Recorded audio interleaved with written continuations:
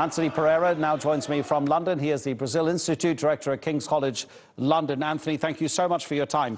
You know what? In a Western liberal democracy, this kind of decision by a Supreme Court may not be surprising, but it was very close, only one vote in it. And I suppose we can't describe Brazil as being a liberal Western democracy under the president it has. Well, I think the institutions are still functioning in Brazil by and large. I mean, the views of the president are a different thing. And this ruling, it's basically due to the shift in the composition of the court. You didn't have a major switch of any individual member.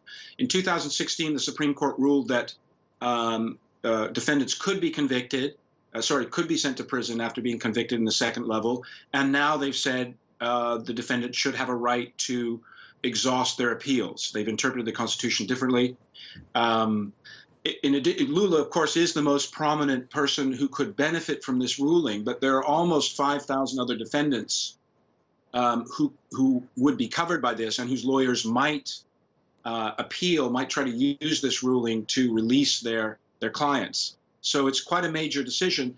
And there's been a backlash in Congress where some people in Congress who have been supporting car wash, the anti-corruption investigation, have said, well, we need a constitutional amendment to change this so that the courts can now start to send people to prison after conviction in the second level again. Yeah, I was going to mention the Operation Car Wash, in fact. I mean, for the past 3 years, this rule has been in place that if you lose your first appeal, you go to prison, because prosecutors who are looking into this mass inquiry into bribery and corruption right across Brazilian high society, I suppose we could say, because it's really the political and the economic elites who are accused of corruption.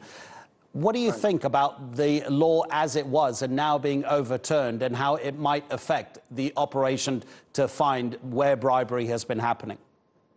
Well, this is clearly seen as a blow against car wash in Brazil.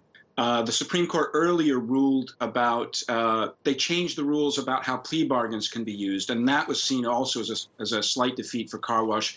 The car wash task force in Curitiba actually issued a statement saying that they didn't think that this Supreme Court ruling was in touch with the popular demand for an end to impunity. The National Prosecutors Association also expressed their disappointment with the ruling. So you've got people who are very pro-car wash, who are disappointed by this, but on the other hand, Lula's supporters think this could be the first step towards getting him out of prison. And he's been in prison for about a year and a half. So that's an important step on that side. How widespread do you think corruption is, especially amongst the politicians and big business people of Brazil? It's my understanding a couple of years ago there were some tapes that were found, and they had associates of the former Brazilian president Michel Temer literally talking on the phone and saying, we have to stop President Dilma Rousseff and this operation because she's going to bring us down, and them saying, okay, let's do it. Let's get Dilma out of office. Yeah, I think Brazil is an interesting case because the evidence from car wash suggests that corruption is endemic. We've had an ex-president convicted. We've had a sitting president actually indicted. That was Temer. So it seems widespread. But on the other hand, there's also a very extensive anti-corruption investigation. Some people call car wash the biggest anti-corruption investigation in the world. And so we have both things at the same time. Vigorous anti-corruption investigation, but the existence of endemic corruption. A lot of people in Congress are being investigated.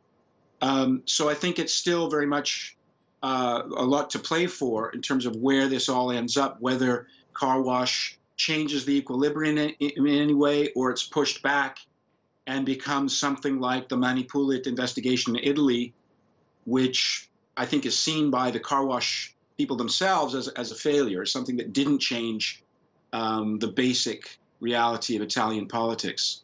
But we're in the middle of this now in Brazil. Anthony, really appreciate it. Thank you so much. Really interesting analysis. Anthony Pereira speaking to us from London.